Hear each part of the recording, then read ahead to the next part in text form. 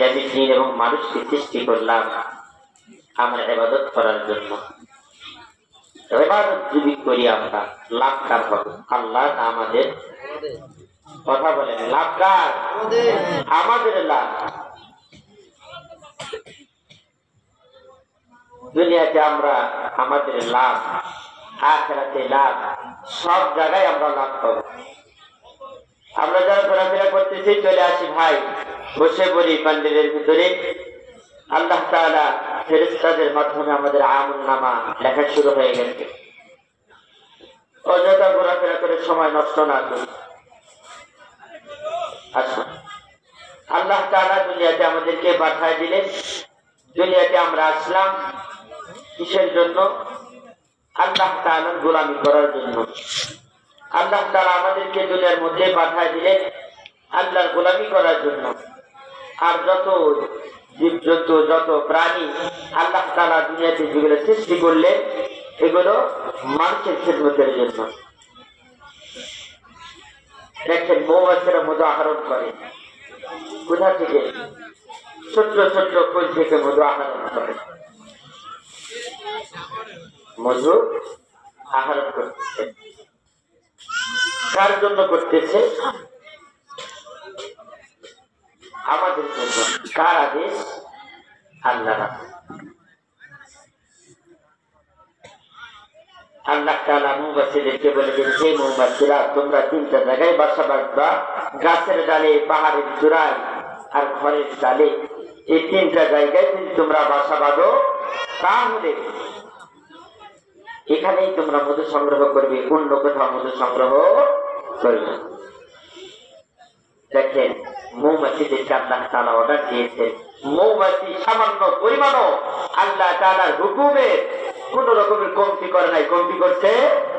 কমতি করে নাই। কিন্তু আল্লাহ তাআলা আমাদেরকে পাঠিয়ে দিলেন, বলেন মানুষ ইবাদত করবে আল্লাহ, কিন্তু আমাদের ইবাদতের মধ্যে কমতি আছে কি নাই? আছে, কমতি আছে। আল্লাহ পাক রব্বুল আলামিন মৌমাছিকে অর্ডার দিয়ে দিলেন, মৌমাছি তিনটা জায়গায় বাসা বাঁধবা, ঘরের চালে, পাহাড়ের গুহায় আর ঘরের চালে, গাছের ডালে। বলে তিনটা জায়গায় তোমরা বাসা বাঁধবা। দেখেন, মৌমাছি ছোট্ট একটা প্রাণী।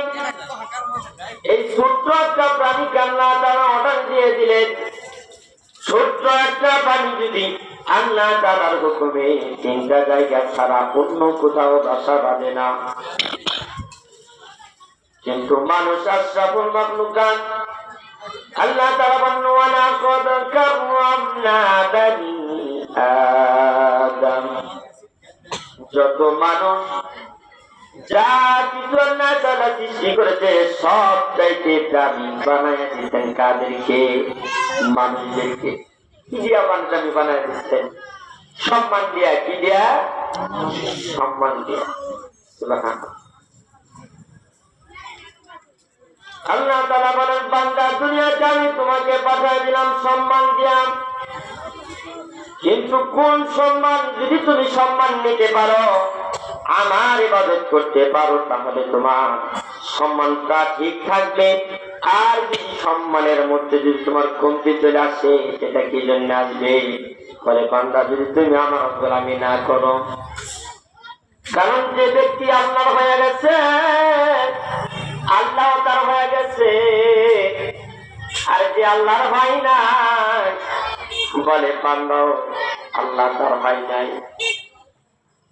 আল্লাহ বলতেছেন, বান্দা গুনাহ করো, কিন্তু তুমি আবার ফিরে আসো, শয়তানের ওয়াসওয়াসায় পড়েছো, আবার ফিরে আসো।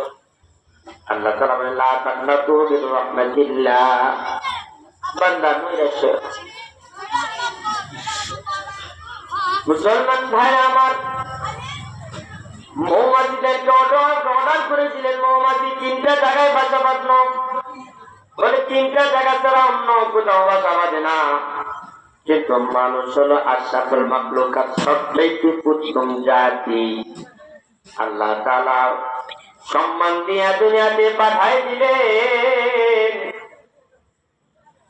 দুনিয়াতে বান্দা আসার পরে আল্লাহর গোলামি করা ছেড়ে দিয়ে আল্লাহ আল্লাহর নাফরমানি করা শুরু করে দিয়েছেন। কথা বলেন ঠিক কিনা? যখন বান্দা নাফরমানি করা শুরু করে দিয়েছেন, এরপরে আল্লাহ তাআলা রিজিকের মধ্যে কোনো কমতি করে নাই, করছে নাকি? কথা বলেন, করছে? কমতি করে নাই। বান্দাকে একবেলা না খেয়ে রাখে, না খিলাইয়া রাখে নাই। বান্দাকে বান্দার একটা চোখকে কানা করে দেয় নাই, একটা হাতকে নোলা করে দেয় নাই, পাকে ভেঙে দেয় নাই। বলে যাকে দেখো বান্দা, তুমি আমার কত নিয়ামত অস্বীকার করতেছো, তারপরও আমি আল্লাহ তাআলা তোমার সামান্য পরিমাণও আমি তোমার ক্ষতি করি নাই।